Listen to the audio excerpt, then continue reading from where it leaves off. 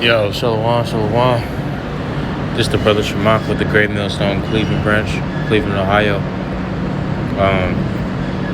And I just want to start off by giving all honor, praise, and glory to Yahweh, Bahashim, Yahweh Shai, Bahashim, Kakodash, Mashanakabah, La Zakoyim, Sharagadar, which is giving double honor to the elder apostles, Great Millstone, Rule and Teacher, Shalom.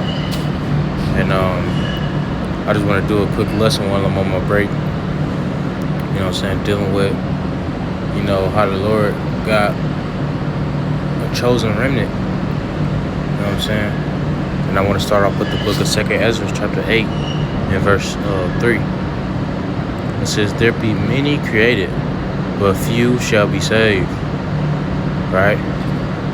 So there you go. You know what I'm saying? There's many that's in the earth right now. You know what I'm saying? Of all different type of nations. Of all different type of ages, sex, you know what I'm saying? But it's only gonna be a few that's gonna be saved, man. Delivered by Yahweh Bashim Shah.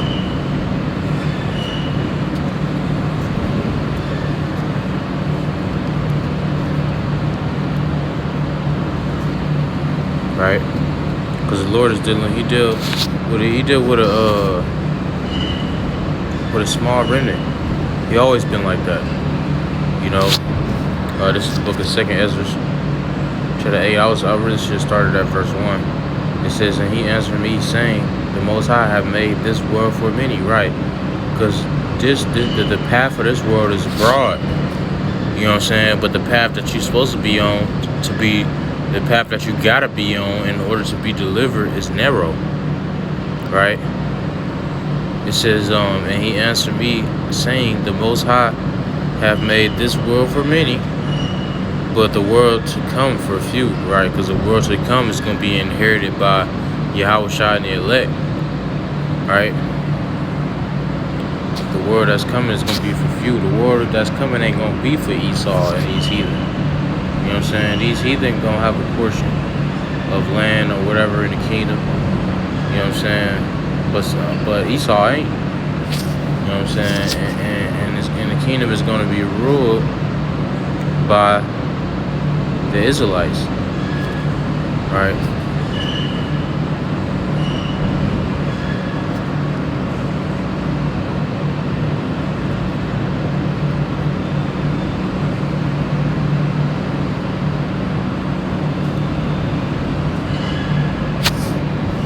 Slack it. Bear with me for a second. Alright, this is the book of Matthew, chapter 7. And verse 13. It says, "Enter ye in at the straight gate, for wide is the gate, and broad is the way that leadeth to destruction. And many there be which go in thereat." Right, that's why the scriptures say that the Most High have made this world for many, because many people go into that broad gate. Right? Not a few. Right? Verse 14, "Because straight is the gate, and narrow is the way which leadeth unto life, and few there be that find it." Right? So only a few can find true life, man. True life is the spirit of Yahweh Shai, the spirit of prophecy, which quickeneth. The spirit of the Lord quicken you, man. Bring you back to life. Right?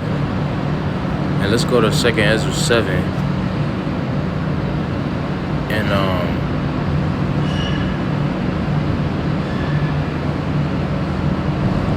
let's go to verse 4. Let's start verse 3. "And I said, Speak on, my power.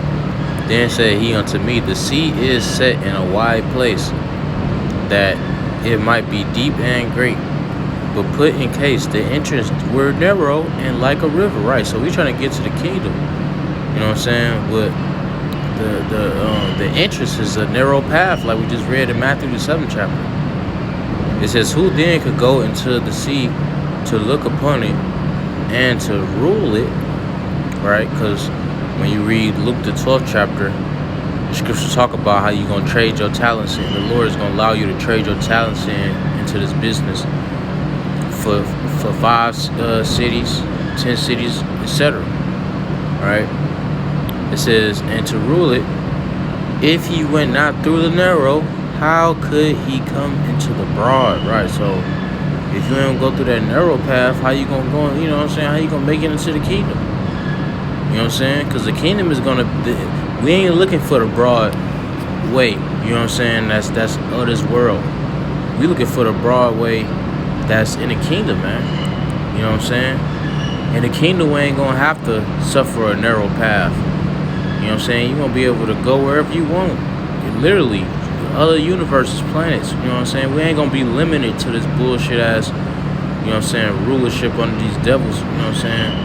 We ain't gonna be limited to the earth, let alone. You know what I'm saying? We gonna be, you know, gods, man. Able to travel through the universe, through the galaxy. You know what I'm saying? It says, but put in case the entrance were narrow and like a river, who then could go into the sea to look upon it and to rule it? I read that verse. Let's go to verse 6. There's also another thing. A city is builded and set upon a broad field, and is full of all good things. The entrance thereof is narrow. Right, so you break it down to parable again.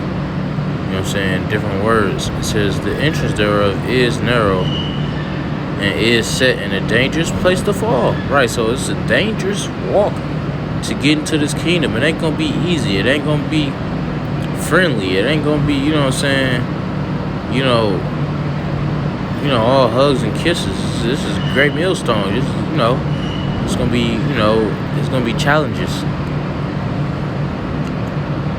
It says, and is set in a dangerous place to fall, like as if there were a fire on the right hand and on the left a deep water. Right? So it's like the flood and the second death, man. You know what I'm saying? On the left and the right. You know, you gotta be able to get through all the way to the end of the line without touching that flood, without touching that second death. You know what I'm saying? In order to make it into the kingdom.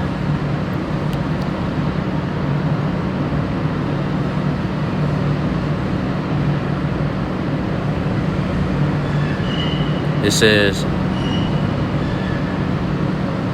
and one only path between them both, even between the fire and the water, so small that there could but one man go there at once. Right, so, you know what I'm saying, it's a small path, man. That's how you know it's for few, because if it was for many, then it would be a broad path, because there's a lot of people in the world. But the Lord is getting ready to only save 144,000 men. Right? Because in the ancient times, what? The Lord only saved eight people. Let me double check that.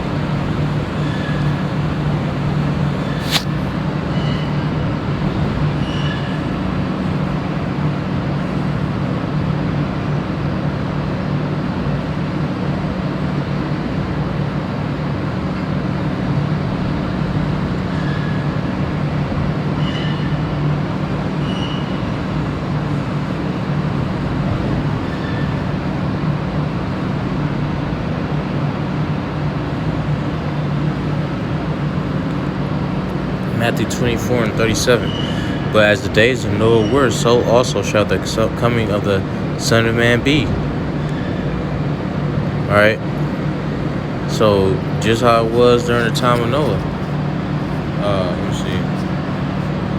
Because if you can remember the story of Noah during the flood, only him and his people were saved. And the Lord told him to bring 2 flock into the ark so that they can, you know, survive the flood, man.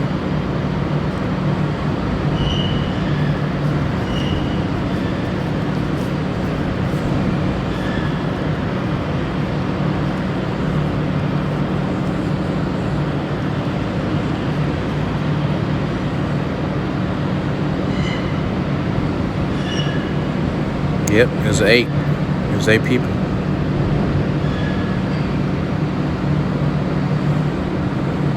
Genesis 7:7. And the Lord said unto Noah, Come thou and all thy house into the ark, for thee have I seen righteous before me in this generation. Right, so it's going to be the same thing now. The Lord is only going to see a certain amount of men righteous in this generation, man. Of every clean beast thou shalt take to thee by 7, the male and his female, and the beasts that are not clean by 2. Right, so there you go.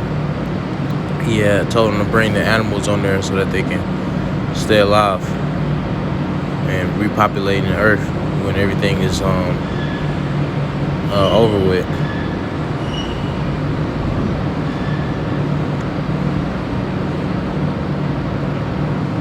Right, so there you go. And it's just like the time of Noah, like we just read in Matthew 24. We prophesying and ain't nobody hearkening. You know what I'm saying? They ain't listening till the flood came.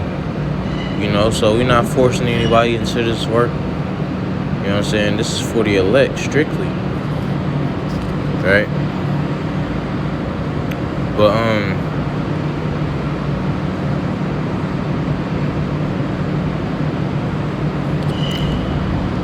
let's see. Because once again, the Lord got a remnant.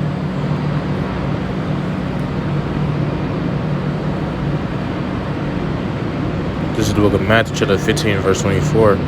But he answered and said, I am not sent but unto the lost sheep of the house of Israel. Right, so the Lord ain't come for nobody but the elect. All right.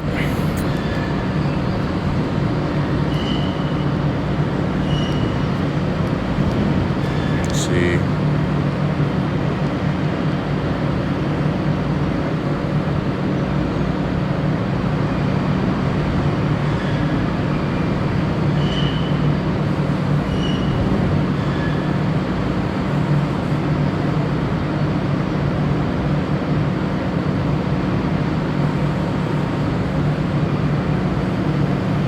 Romans.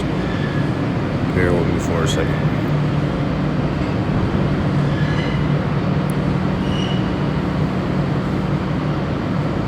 Right, they ain't got it. The one I was looking for.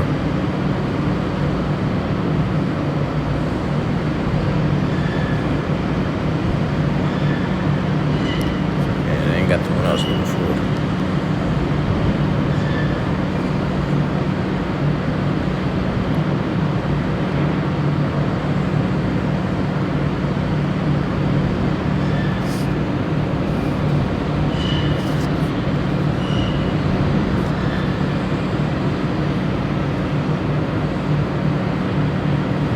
Okay, this is the book of Romans, chapter 11, verse 4. It says, But what saith the answer of Yahweh unto him? I have reserved to myself 7,000 men. 7, this means completion. Who have not bowed the knee to the image of Baal. Right, so the Lord got a certain amount of men who ain't going to fold when, you know what I'm saying, temptation come on a high level. Our temptation. You know what I'm saying? They ain't gonna serve this devil. They gonna continue to serve the Lord.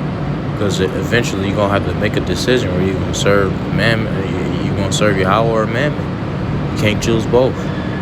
But if you choose to serve the Lord, he's gonna feed you and sustain you until, you know what I'm saying, the coming of Yahweh, or until you have to be a sacrifice for Yahweh, man. You know? But whatever it takes, you know what I'm saying? The Lord got a remnant that ain't gonna fold, right?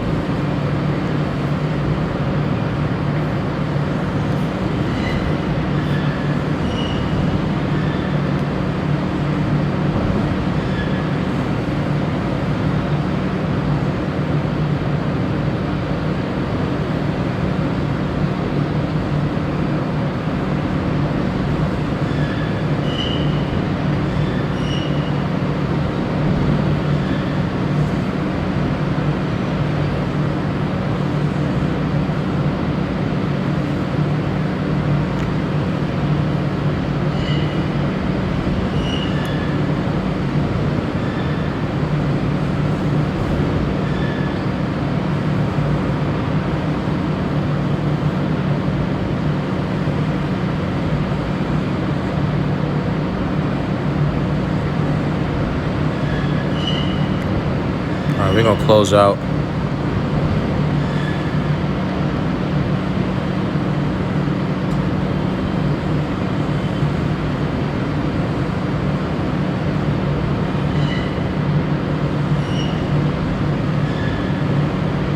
I'll just close out with this. 2 Timothy chapter 2 and verse 10. Therefore, I endure all things for the elect's sake. All right, you got to stay strong, you know what I'm saying? And continue to feed the Lord's sheep. You know, it's not about us, you know what I'm saying? But hopefully, but it can be about us if we amongst the elect. You know what I'm saying? It says, therefore, I endure all things for the elect's sake, that they may also obtain the salvation which is in Yahushua with eternal glory. Right? So we got to be able to endure. Because the scripture say, he that endureth to the end, the same shall be saved. You know what I'm saying? So, and we endure not only for ourselves, even though the scripture do say, work out your own salvation with fear and trembling, but we endure not only for ourselves, but also for them that labor as well, man. You know what I'm saying? We endure for the sake of them that seek learning. You know what I'm saying? That's getting ready to come up under us. You know what I'm saying? Because the Lord is going to bring in even more elect members into the fold as time progresses. And we got to be prepared, man. You know what I'm saying? Standing firm for Yahweh Shemel Shai at all times. You know? But I'm going to end it with that. You know, Lord's willing us to edify to an elect member. The Wadi Yahweh Shemel Shai, forgive me the spirit to do this lesson. To next one, to say Shalom, Colonel Shalom.